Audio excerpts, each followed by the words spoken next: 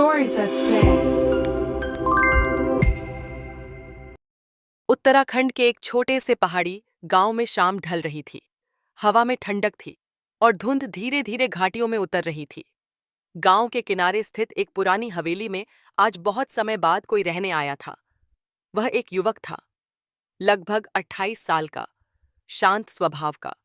नाम था आरव मेहरा। शहर से लौटा था, लेकिन अजनबी सा लग रहा था।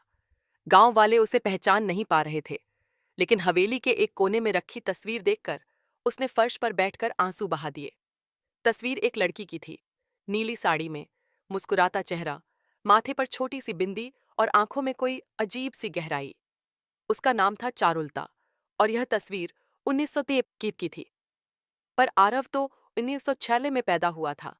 फिर चारुलता को देखकर उसे क्यों लगता था कि वह उसे जानता है? क्यों उसके सपनों में वह लड़की पिछले कुछ महीनों से बार बार आती थी? आरव ने जब से यह गांव छोड़ा था, उसके सपनों में बार बार एक ही दृश्य आता। एक जलता हुआ घर, एक लड़की जो उससे कह रही है, मुझे वादा किया था, याद है ना? वो डर कर उठ जाता, दिल तेज धड़कता, लेकिन चेहरा कभी साफ नहीं दिखता।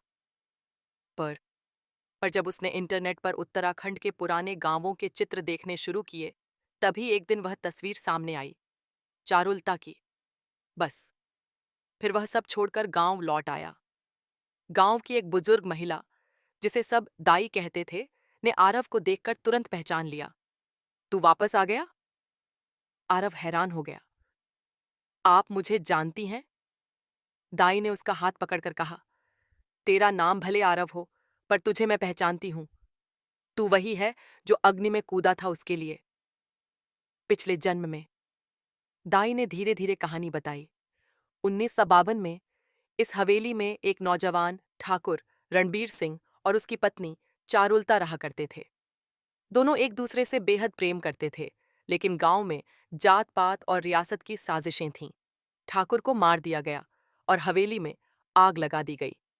चारुलता उस आग से बाहर निकल गई, लेकिन आखिरी बार रणबीर ने उससे वादा लिया था, अगर अगला जन्म मिला तो मैं तुझे ढूंढकर जरूर मिलूंगा।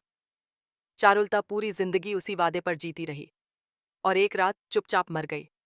यह सब सुनकर आरव की आंखें नम थीं। क्या वह सच में रणबीर का पुनर्जन्म है? उसका मन कहता, हाँ। उसका दिल कहता, चारुलता को मैं जानता हूं। और तभी हवेली की दीवार पर लटकी वह घड़ी, जो वर्षों से बंद थी, अचानक 3:15 पर चलने लगी। ठीक उसी समय जब आग लगी थी। अब आरव को सब याद आने लगा।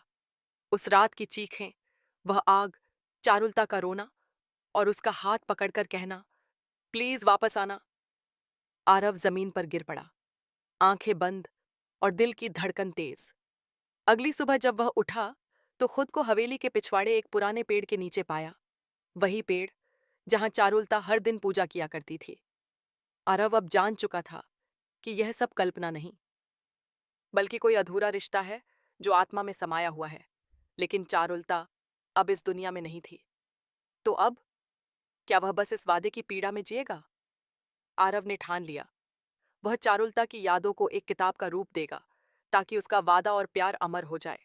उसने पुराने रजिस्टर, सरकारी फाइलें और गांव के पुजारियों से चारुलता के बारे में जानकारी जुटाई।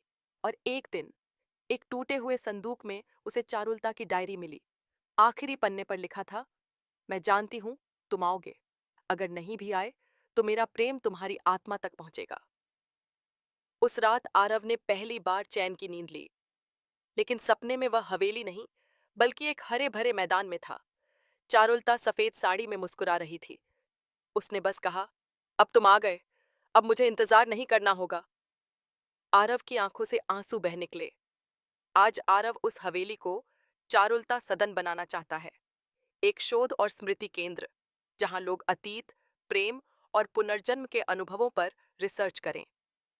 उसकी किताब पिछले जन्म का वादा बेस्ट सेलर बन चुकी है, और वो अक्सर कहता है, प्रेम अगर सच्चा हो तो जन्म और मृत्यु की सीमाएं भी उसे रोक नहीं सकती।